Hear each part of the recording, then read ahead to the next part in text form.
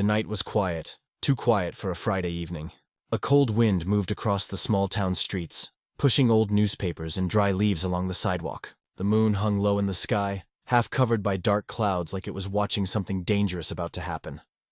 Inside the town, there was a place everyone knew. Rusty Wolf Bar. A dark wooden building with bright neon lights flashing outside. Loud rock music played inside, mixed with deep laughter and rough voices. Motorcycles lined up outside the entrance, big engines still warm. A group of bikers had taken over the bar tonight, and everyone knew better than to disturb them. But someone unexpected was about to enter. The wooden door creaked open slowly. A man stepped inside. An old man with silver white hair and a rough beard. His name was Henry Walker. He walked with a slight limp, supporting himself with a black metal cane. His eyes were sharp, though, watching everything carefully. He moved like a person who had seen too much in life, but still remembered every detail. The lively bar suddenly dropped in volume. People noticed him, and they stared. Henry didn't look like most visitors here. He wore a clean brown jacket, a faded cap, and boots that looked old but strong. He wasn't smiling. He wasn't scared. He was simply there, calm, steady, unshaken. He looked around slowly before walking to the counter. He sat quietly and ordered a glass of water. His voice was deep but soft. The bartender, a young woman, hesitated for a second. "Are you sure just water?" she asked kindly. Henry nodded. "I stopped drinking years ago," he replied, his tone hinting at a story too heavy to speak. Behind him, the bikers paused their game of darts. A large man with a long beard nudged his friend. They both smirked. "Look at the old guy," one whispered. "Must be lost," the other replied. Henry ignored them. He removed his jacket and hung it over the chair. As he did, the sleeve lifted just enough to reveal a tattoo. A navy trident. Not a simple tattoo. Not something you find in a book. It was the mark of a Navy SEAL.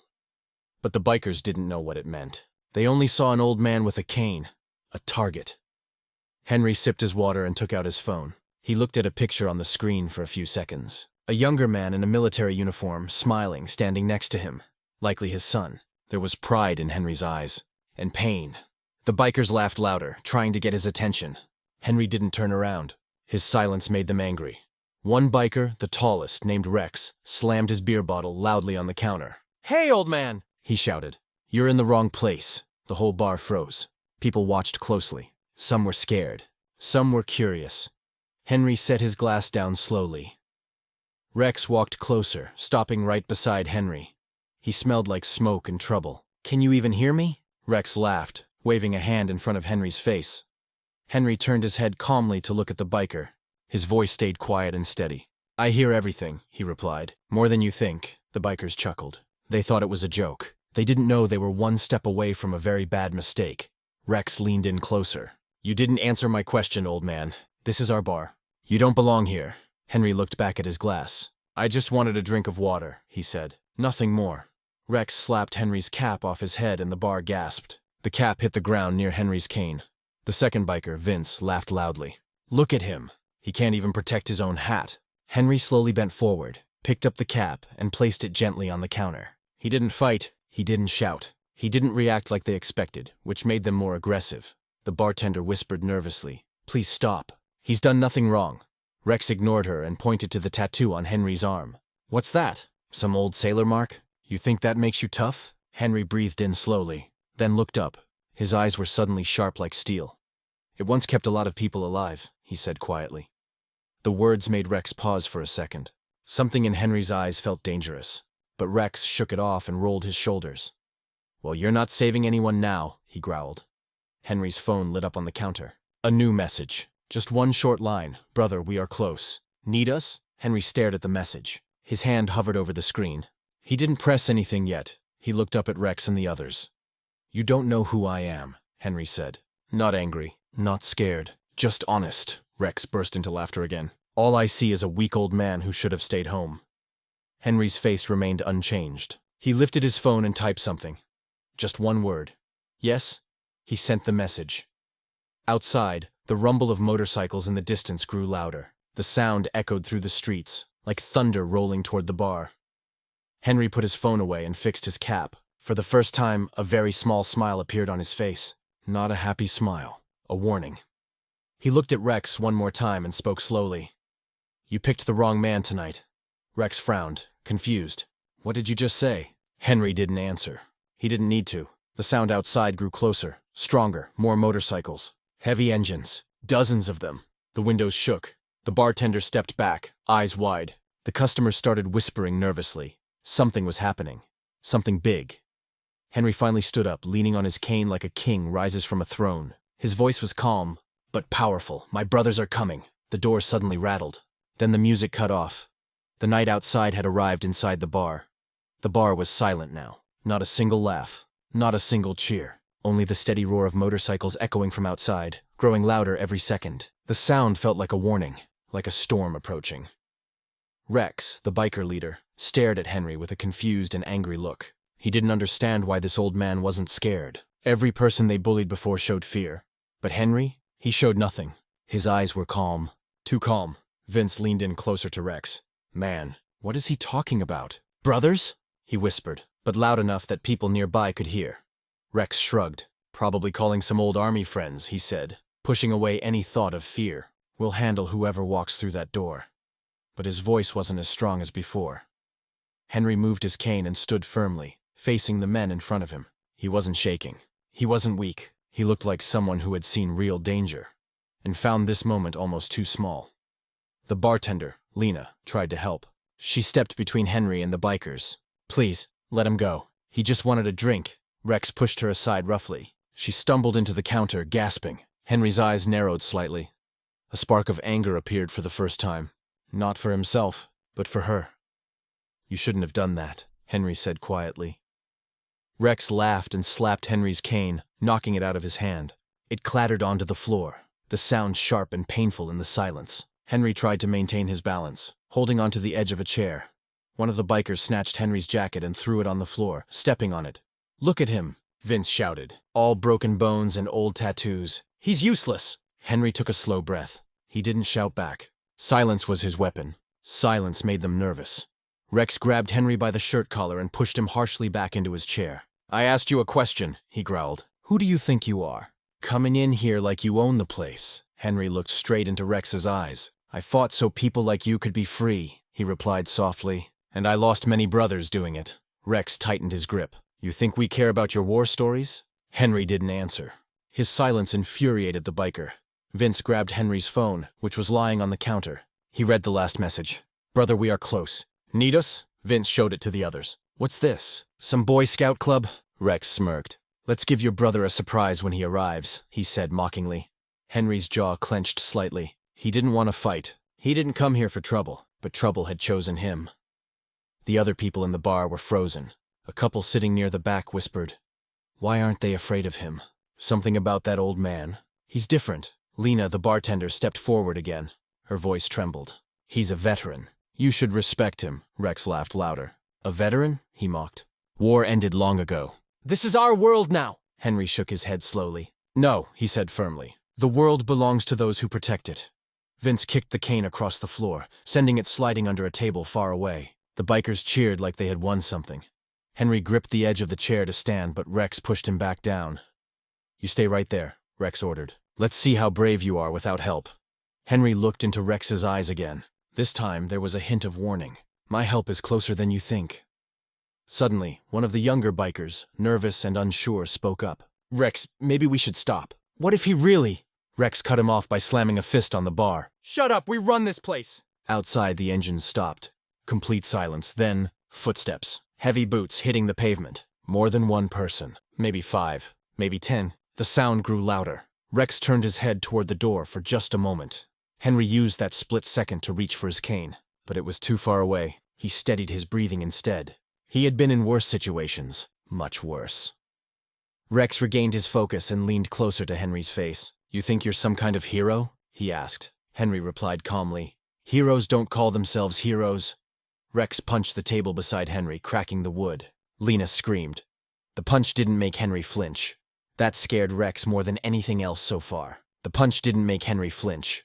That scared Rex more than anything else so far. Vince cracked his knuckles. "Let's show him what happens to old soldiers." He grabbed Henry by the shoulder and yanked him to his feet, throwing him on the ground. Henry hit the floor with a painful grunt. His knees ached. His back strained, but still, he didn't cry out. He didn't beg. He looked up from the ground, eyes burning like fire. "I have faced death," Henry said. Who are you compared to that? Rex kicked Henry's jacket away again. You're nothing. Henry wiped a drop of blood from his lip and responded quietly. You will learn today who is nothing. Vince crouched down beside him. When your little friends come, we'll break them too. Henry smirked. You won't get the chance. Vince grabbed Henry's phone again and waved it in front of him. Who are they? Tell us! Henry answered, his voice low and steady. Men who never leave a brother behind. Rex scoffed. Navy friends? You all are too old now. Probably can't even run. Henry locked eyes with him and spoke slowly, each word like a warning. You should pray they don't run, because when they run, it's toward the enemy. The footsteps outside grew louder. Now there were voices, calm, strong voices, coordinated movement. People inside the bar turned their heads toward the door, fear creeping into their eyes. Lena stepped back behind the counter, her hands shaking. Something is happening, she whispered. One of the bikers, the nervous one, swallowed hard. Rex, we really should go. Rex tried to laugh again, but the sound cracked. He wasn't laughing anymore. His confidence was slipping. He looked back at Henry, the old veteran sitting on the floor but filled with power and history, a retired warrior, a silent storm. Henry spoke again, quietly but clearly. You made a mistake tonight. Rex's voice shook as he asked, What mistake? Henry looked at the door, then back at Rex. You picked a fight with a soldier who never fights alone. Right then, the bar door handle started to turn. Every person in that room stopped breathing for a moment. Something big was coming, something dangerous, something unstoppable. Henry sat taller on the floor, almost like he was preparing himself for whatever came next. His final words in that moment, My brothers have arrived. The cold wooden floor pressed against Henry's palms as he tried to steady himself. His breathing was calm, even as pain shot up through his old injured leg. But the bikers didn't see fear. They saw something else, something dangerous waking inside him. Rex smirked, thinking he had control, but he didn't notice the way Henry's eyes shifted.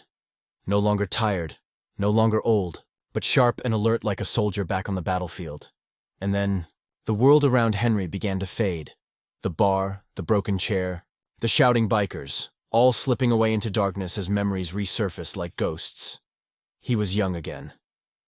The ocean roared beneath a helicopter flying low over stormy waters. Wind whipped violently around him, but Henry stood strong inside the metal cabin, wearing a Navy SEAL uniform full of armor and grit. The lights flashed red, turning everything into a war zone of shadows.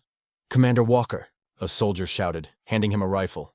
Henry checked his equipment with steady hands. His voice, filled with authority, echoed through the cabin.